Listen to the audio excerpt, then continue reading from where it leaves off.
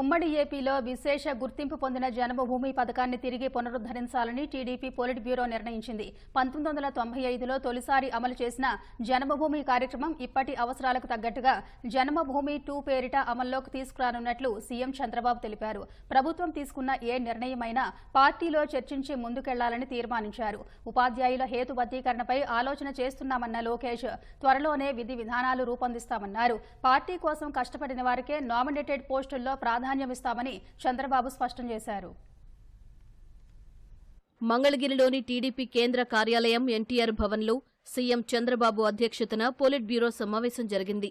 Party అధికారంలోకి వచ్చిన తర్వాత తొలిసారి భేటీ అయిన పోలిట్ బ్యూరో దాదాపు 3 గంటల పాటు సంస్థాగత అంశాలపై నేతలు సుదీర్ఘంగా చర్చించారు. ప్రజల అవసరాలను నేరుగా వారి వద్దకే వెళ్లి పరిష్కరించేలా త్వరలోనే జన్మభూమి 2 కార్యక్రమం ప్రారంభించనున్నట్లు చంద్రబాబు తెలిపారు. ప్రవాసాంధ్రుల్లో ఉన్నతంగా స్థిరపడిన వారిని ఇందులో భాగస్వాములను చేయాలని సూచించారు.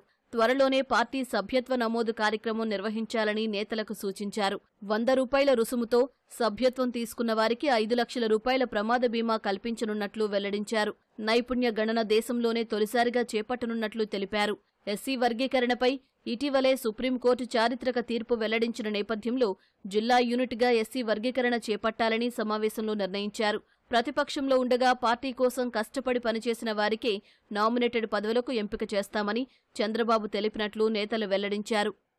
ఏదైతే ప్రభుత్వంలో పాలసీలు తీసుకుంటామో, ఏదైతే ప్రభుత్వంలో పాలసీలు అమలు చేస్తామో ఆ పాలసీ యొక్క డ్రాఫ్ట్ నోట్ని పార్టీలో పాలిట్ బ్యూరోలో చర్చిస్తాం, పార్టీలో చర్చిస్తాం, జిల్లా స్థాయిలో చర్చించి పార్టీ అభిప్రాయాలను కూడా తీసుకొని దాన్ని కూడా జోడించి మంచి చెడులుంటే పెట్టి ఒక మంచి పాలసీల్ని ఈ రాష్ట్రంలో అమలు చేయాలని చెప్పి ఈరోజు పాలిట్ బ్యూరో నిర్ణయం చేశాం. ఆంధ్రప్రదేశ్ రాష్ట్రం ఆ రోజు ఇదే పరిస్థితుల్లో ఉండేటప్పుడు ఆ రోజు ముఖ్యమంత్రిగా చంద్రబాబు నాయుడు గారు జన్మభూమి కాన్సెప్ట్తో దేశాలు విదేశాల్లో ఈ రాష్ట్రంలో పుట్టి, ఈ రాష్ట్రంలో పెరిగి, ఈ రాష్ట్రంలో నిర్ణయాల వల్ల బాగా ధనవంతులైనటువంటి వాళ్ళందరికీ పిలుపునిచ్చి రండి, మీ గ్రామాల్లో మీరు కొంతవరకు సహాయం చేయండి, కొన్ని కార్యక్రమాలు చేయండి అని ఆ రోజు జన్మభూమిలో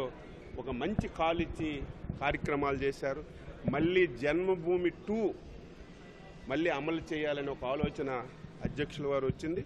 అది కూడా డీటెయిల్గా డిస్కస్ చేసి ముందుకెళ్తాం. 5 సంవత్సరాలు ప్రాణాలకు తెగించి పోరాడారు. జగన్మోహన్ రెడ్డి గారు అక్రమ కేసులు పెట్టించి అనేక మందిని పొట్టన పెట్టుకున్నటువంటి పరిస్థితులు ఉన్నాయి. కార్యకర్తలకు అండగా నిలబడాలనే ఉద్దేశంతో సభ్యత్వ నమోదు కార్యక్రమాన్ని కూడా త్వరలోనే ప్రారంభించుకోబోతా ఉన్నాం.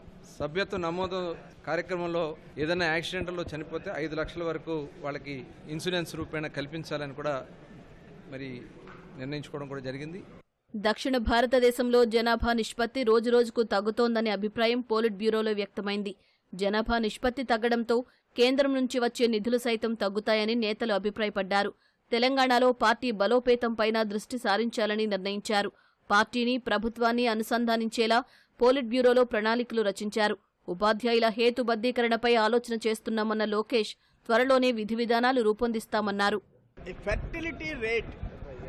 1.5 ఉంది, నేషనల్ యావరేజ్ 2.5 ఉంది. దానివల్ల జనాభా తక్కువ ఉన్నందువల్ల కేంద్ర ప్రభుత్వం నిధుల అలొకేషన్ తగ్గిపోతుంది.